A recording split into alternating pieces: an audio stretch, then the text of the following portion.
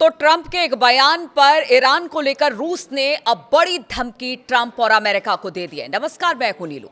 तो ईरान में हो रहे हिंसक विरोध प्रदर्शन को लेकर अमेरिका और रूस अब बिल्कुल आमने सामने आ गए हैं। देखिए, अब तक रूस बिल्कुल चुप बैठा हुआ था। कल ही हमने बात की कि पुतिन अब तक किसी तरह का कोई बयान नहीं दे रहे हैं, लेकिन अब ईरान को लेकर रूस की तरफ से बयान आ गया है। रूस ने मंगलवार को ईरान की अंदरूनी राजनीति में बाहरी दखल की निंदा की और भयानक नतीजों की चेतावनी दी है। इससे पहले अमेरिकी राष्ट्रपति डोनाल्ड ट्रंप ने प्रदर्शनकारियों से विरोध जारी रखने को कहा है। अब देखिए, ट्रंप का जो ये बयान है, ये इस वक्त सोशल मीडिया में छाया हुआ है कि किस तरह से ईरान में जो विरोध प्रदर्शन हो रहा है उसको लेकर ट्रंप हवा देने की कोशिश कर रहे हैं। यानी डोनाल्ड ट्रंप ने प्रदर्शनकारियों से विरोध जारी रखने को कहा है। ये बयान हम आपको बताएंगे, लेकिन उससे पहले आपको रूस का वो बयान बताते हैं जिसमें ट्रंप को चेतावनी दी गई है ईरान को लेकर। अब रूस का आपको बयान बताते हैं कि क्या बयान आया है।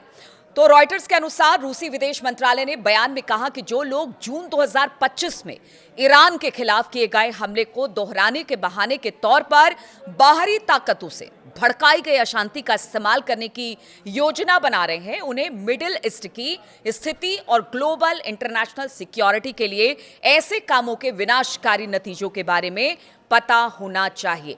और यह बयान तब आया जब ट्रंप ने ईरानी प्रदर्शनकारियों से संस्थानों पर कब्जा करने को कहा और कहा कि मदद आ रही है।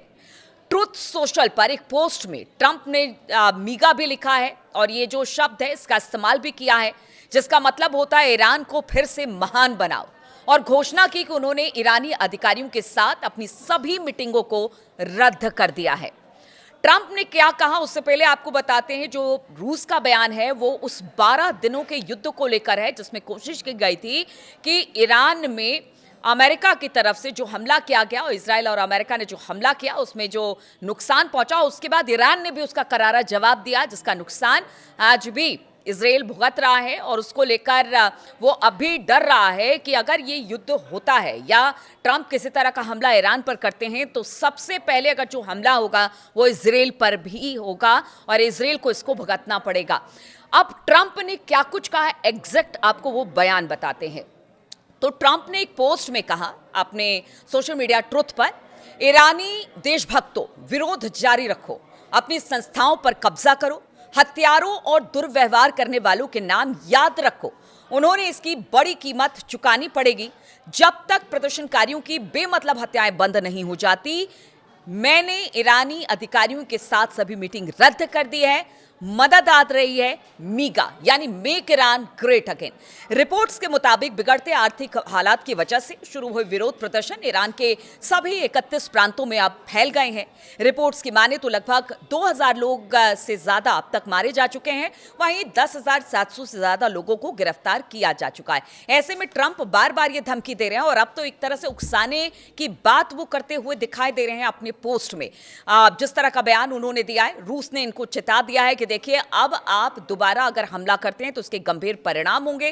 पहले हमने बताया कि किस तरह से रूस, चीन और साथ ही साथ जो उत्तर कोरिया है वो सब इस वक्त ईरान के साथ खड़े हैं। और अगर किसी तरह से हमला होता है, क्योंकि देखिए व्हाइट हाउस के एक प्रेस कॉन्फ्रेंस हुई और उसमें जो व्हाइट हाउस की प्रवक्ता थी उन्होंने कहा कि देखिए, अमेरिका अपनी तरफ से ईरान के लिए तमाम विकल्पों को खुला रखे हुए है, बातचीत का रास्ता भी अख्तियार कर रहा है, लेकिन अगर बम गिराने या हवाई हमला करने की बात होती है तो वो भी एक विकल्प के तौर पर अमेरिका की तरफ से ईरान को लेकर देखा जा रहा है। अब एक तरफ बातचीत की बात कर रहे हैं, फिर कह रहे हैं कि तमाम बातचीत रद्द हो गई है, दूसरी तरफ हमले की तैयारी है। कतर में जिस तरह से हमने आपको बताया था कि वहां पर B-2 बॉम्बर पहुंच चुके हैं, इधर ईरान ने भी साफ चेता दिया है क्योंकि जिस तरह की धमकी ट्रंप की तरफ से और उकसावे की राजनीति ट्रंप की तरफ से की जा रही है ईरान को लेकर, उसको लेकर अब ईरान की तरफ से साफ तौर से कह दिया गया है कि हमारी लंबी दूरी की जो मिसाइलें हैं वो तैनात है और इस बार जहां जहां अमेरिका ने अपने एयरबेस मिडिल ईस्ट में बनाए हैं वो सभी हमारे टारगेट पर हैं।